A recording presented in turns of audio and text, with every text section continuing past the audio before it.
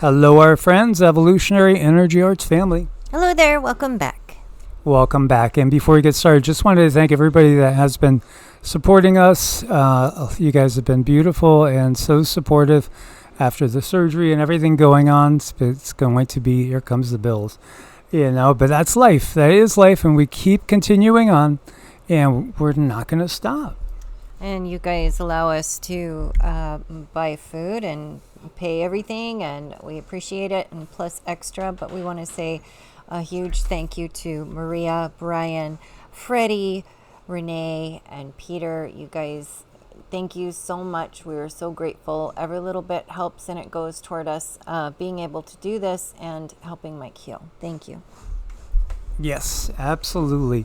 And we also did an exclusive over here on Patreon, which will go up in a certain little category here, Superhuman Potential Realized. This one's all about understanding the solar plexus chakra. We've done the sacral and the root chakra before that.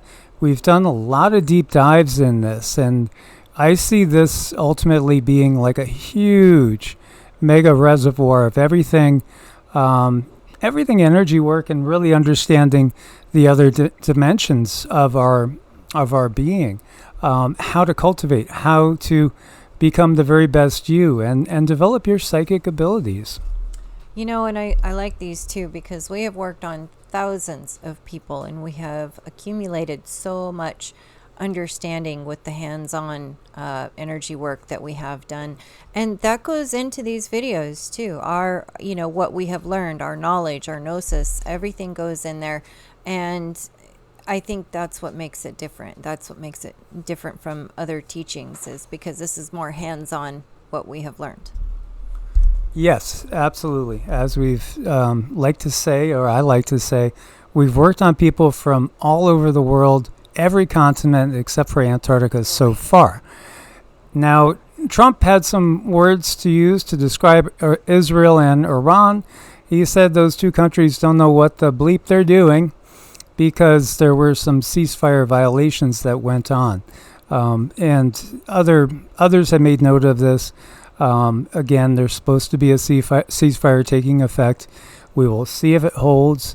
Loka samasta suki no bhavantu should be what every politician lives by, and those words mean basically blessing, peace, happiness, wellness, and prosperity to all beings. And may my actions and everything I do and even think contribute to that. And it certainly has not been the case. I think if we are still watching the news and we are still bringing in this information that's a little bit upsetting, that's something that we can do to help counter that energy, is say these little sayings, inject our energy into it. That is so very important in these times, because you never know just what might tip things in a favorable way. It might be your energy, it might be your meditation, it might be your throwing your consciousness, it might be your vision of peace. So if you are watching the news still, that's a good thing that we can do, so that we're not just absorbing the negative. Yeah, absolutely. And stay to the end, and we'll do a few of those mantras through, and maybe Cindy will be able to do a ding as well. So when you're looking at the week ahead, if you are in the Northeast or anywhere really east, it is hot. Hey, we're basically in summer. You're going to expect hot. But as you can see here, these are the feel likes. So very intense temperatures. It seems that we always have extremes. So if we look to tomorrow, Central Park is forecast for 99 degrees. That's going to beat the record by 3 degrees. LaGuardia 101, that'll be it by 5 degrees. Again, Poughkeepsie is forecast for 100. The record is 94. Typically, and I lived for 40 years up in the greater New York, New Jersey, Connecticut area. Typically, this is the worst of July or August, and this is not normal for June. So this is definitely going to be a scorcher. And in fact, it gets you thinking about, what about statewide high temperatures? When were they? Look at all of them in the 30s. The red. The red is state records. The most of them, as you can see, it's in the 30s. Wow, what was going on in the 30s? 30s were tough. You know, the 30s were Great Depression and leading up to World War II.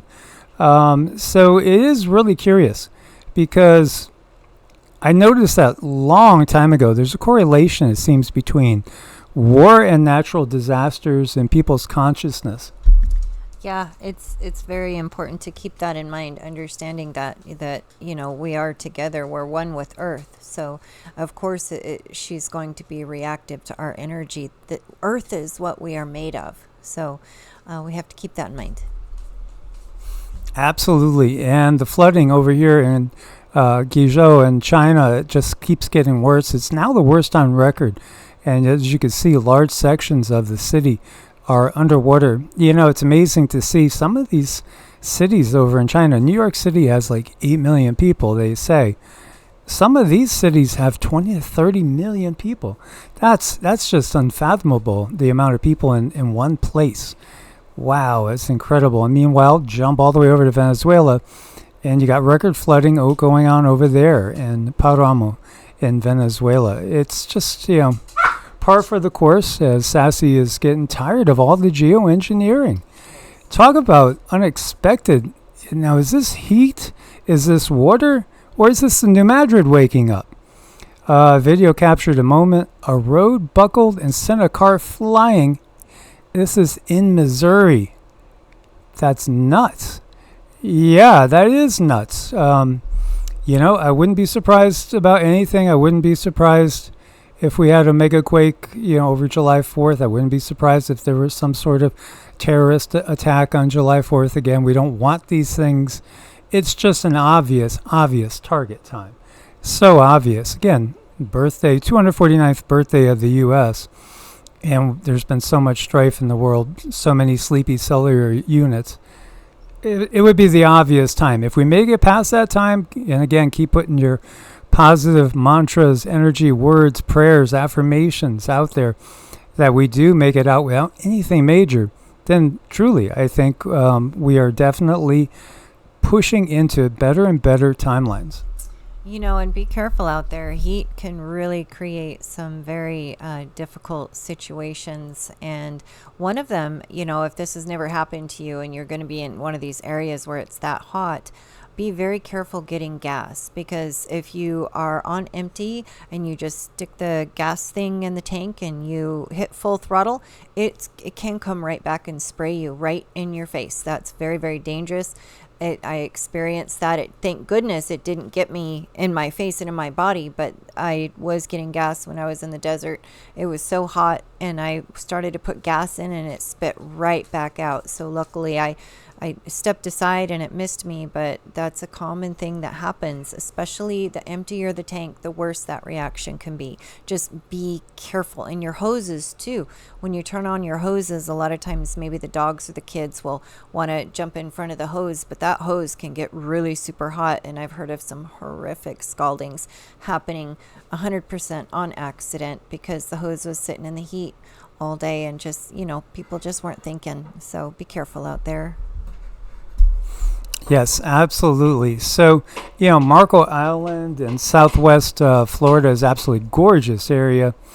Beautiful, but they're having some problems down in certain areas, and over on the East Coast too. As far as you got people that are now in these older condos that after that condo accident, quote unquote, happened and the condo came down, I think it was back in 2021. I remember we reported on it. And it really reminded me of what we saw, not there on the two Twin Towers, but on especially, was it Building 5 or Tower 5?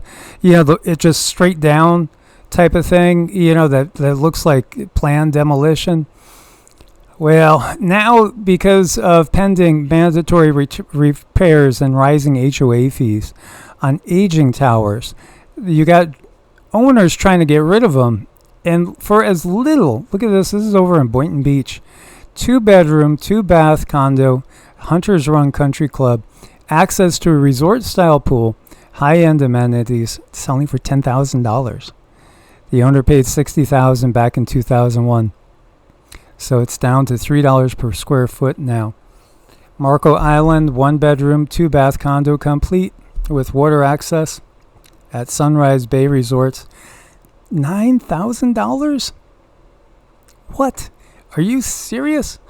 In contrast, a brand new build on Marco Island with an oceanfront entrance is selling for $629.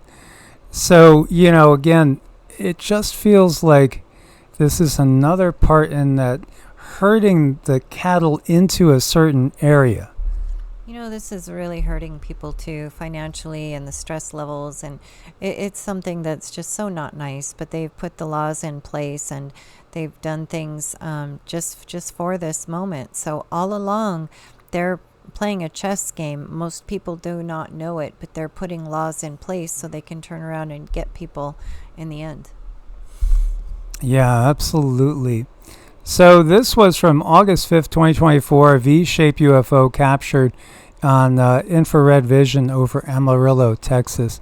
I would venture to say again, when you see most of these Vs like this, they're not really, they're certainly not Galactic Federation. They don't look like that at all. True GF ships, they really are plasma. They're going to be plasma. But there's an awful lot of our military and other countries' military with reptilian and grays that go by and utilize ships of this manner. This one is interesting, has cloaking technology that they're not using right now, and I'm sure that has a reason too. But it also has some sort of magnetic energy around it. This is very, it feels different. I don't know if there's actually a human in there. It almost feels like it's being either remote or there's some sort of other entity in there. But still, our technology, it just feels very strange to me. Think about this again. 125 years ago, you didn't have to ask permission from the government to collect rainwater. Yep, some places you can't do it. Go fishing, even the lake across the street, we have to go pay a permit. It's probably only like $10 or something, but still. Own a property. How about owning a property? You got to be clear to own a property, and then you never really own it, because they'll always take it if there's $1 in back taxes. You own $1 million house, and they could put up a lawsuit against you and force you to sell it for $1. If you don't know it's happening or something happens and you don't see notices and stuff, you could find yourself getting booted out for $1. Or eminent domain. What if an attack happens? Then if you are in an area that the government wants to use, they could boot you out. They could also put you to work, at literally slave labor when it's that type of national emergency.